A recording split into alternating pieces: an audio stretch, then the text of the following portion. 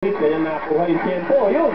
At ibang klase talaga pagka nag-init ang batang ito. Nung kinakita ni Jaworski, ito nagsimula niya ang veterano. Siyempre si Pito Hoenzo, mas matanda kay David ng Biham. At pinabayaan niyang ito tapusin ng first quarter. At ang malaking difference dito yung pagpasok ni David. Oo, yung spark na kanyang binigay sa kanyang team. 2 points na lang po ang lamang ng Shell sa punto ito. Yes, 36-34, Benji Paras. Getting the labi bounce at ginawa na labi Marlo Aquino panglalante, hindi pa rin nangyari, wala pa rin nangyari. 5-5, binigay kay Marlo. Slides it home. Tumingi ng foul si Marlo Aquino, hindi bibigay sa kanya yan.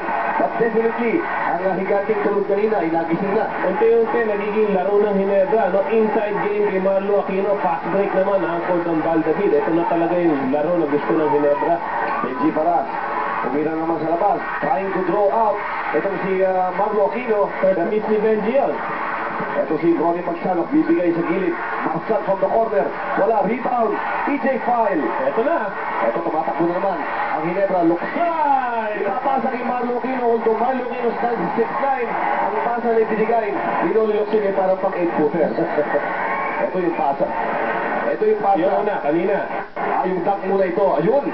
At kumbaga, merong patiin pa, tumihingi ng foul si Marlo Aquino. Sa pagbabalik nun, sayang, ma-replay sana yun, no? Oo.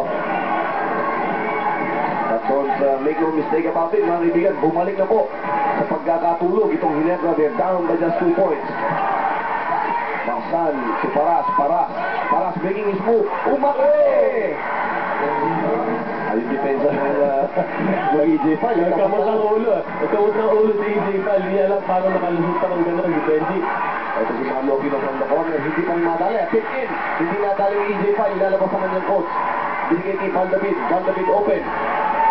Sumisigaw ng general ng pwesto. Tumira ng 3 points. Oy! Naka naman! And this time is the sporting na hoops dito sa ating quarter na ito. Meron siyang 6 na puntos to go with his 3-point shot. That's aside from starting his whole team, no? Not only himself. A bubble by Marsan. It's a 1-point lead for Shell. They have 8 seconds on their shot clock. Natataranta mga kaibigan ng Formula Shell. Victor Pablo. Oh, glass basket talaga. Totoo. Alam mo kung saan ka pupunta kapag nagigising ka, no? 5 seconds on the shot clock. Tinirahan ni Victor Pablo. Ay! Isa pressure. Aagaw. At si Jaworski is there. Para pigilin ng... Ay! Sana! Nagtitingin rin yung referee. Kung si Marsan ang last touch. Pero sabi ni referee Ilagan, si Sonny Jaworski ang last foul. But Sonny Jaworski, despite his age, hindi mo lang sinasabi matanda yan, ha? Tignan nyo kung paano makipagpapakayan. Apag sabayan sila. Hindi sabi sa inyo magsi-55 na yan. Kita mo naman yan, inaulakan pa yan si Marsan. And we have this time out. 42-39 sa basketball fan. Ito si Ronnie Magsano. Kumatake. Ang kanyang tira wala. Rebound.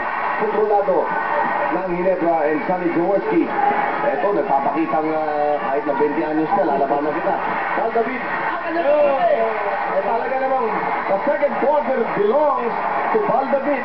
At pinanikinan tong batang to na talagang nilugan sa dito sa Ginebra. Well, definitely. Siya naging key dito sa quarter na ito at naibalik sa dyan. Takbo ng laro. Ngayon, ang takbo ng laro po ay para sa Ginebra na. Ang momentum ay hawak na nila.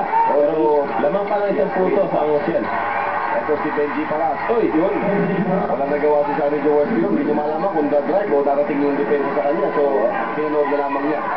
Ito si Marlo Aquino. Sonny Jaworski against Ronnie Magsano. Pinigil ang pick. Sonny Jaworski dropping off to Marlo Aquino. Marlo Aquino shooting. Ang kanyang tira mahina. A foul on Terry Saldana. Terry Saldana ba o Benji Paras?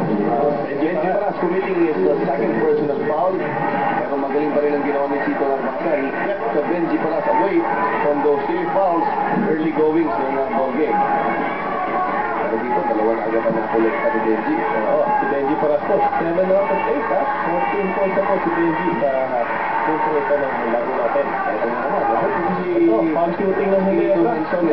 Yung pagkay, ano to eh, i-STL yung psychic. Puro kinito yung tayo, ha? Hindi, yung sinabi niya eh. Kasi alam niyo sa umaga, ito ang ritual ko. Magbabasa ako ng dyaryo, panonoorin ko lang kung ano sinasabi ng mga tao. Oo. At pagpapilitan ko yung sinulat ito si Kinito. Titingnan mo rin kung sino pwedeng paniwalaan at Oo. hindi pwedeng paniwalaan. Eh, kasi sinulat ni Kinito, at least doon sa 10 nga sinasabi niya, labag isa na yung maliit. Sa 10 sinabi niya, eh yung 4 to, nakikita nating tama na dito sa game na to. Pero nagkagawa ng adjustment ng Hineto, yun ang kagandahan. Kaya ito sinasalita ni Joe kanina.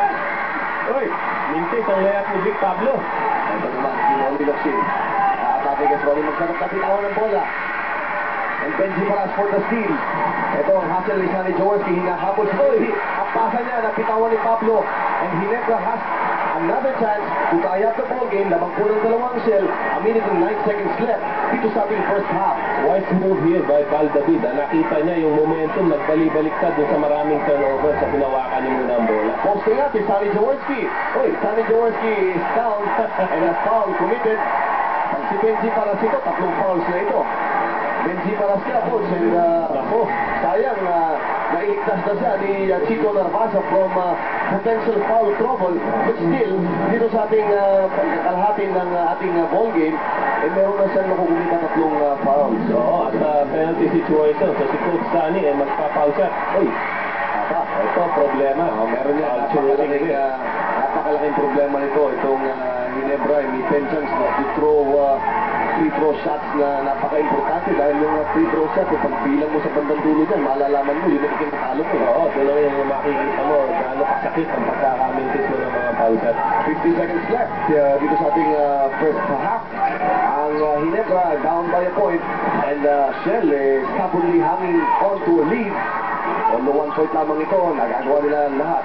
Pero Saldana, taking off Marlo Aquino and Marlo Aquino stealing from Terry Saldana, bibigyan ni Jaworski kay Locsin. And Locsin wisely waits for his teammates.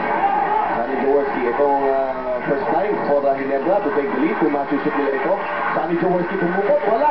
And Terry Saldana for the rebound. 22 seconds left. Ronnie Manzano.